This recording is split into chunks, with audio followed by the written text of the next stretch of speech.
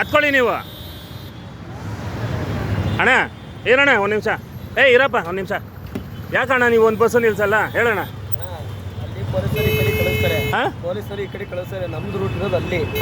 Ticket ಬರಲ್ಲ. ಒಂದು ನಿಮಿಷ ಇರ್ರಿ, ಇಲ್ಲಿ ಜನಗಳ ತೊಂದರೆ ಇದೆ ಇರಿ. ಅಲ್ಲ ಫುಲ್ ಇಲ್ಲಿ ನೋಡಿ, ಇಷ್ಟೊಂದು ಖಾಲಿ ಇದೆ ಬಸ್ಸು, ನೀವು ನಿಲ್ಲಿಸ್ದಿರ ಹೋದ್ರೆ ಹೆಂಗೆ? ಇಲ್ಲಿ ನೋಡಿ ಇಷ್ಟೊಂದು ಖಾಲಿ ಇದೆ ಬಸ್ಸು, ಇಷ್ಟೊಂದು ಖಾಲಿ ಇರಬೇಕಾದ್ರೆ ನಿಲ್ಸಿಲ್ಲ ಅಂದ್ರೆ ಹೆಂಗೆ ಹೇಳಿ?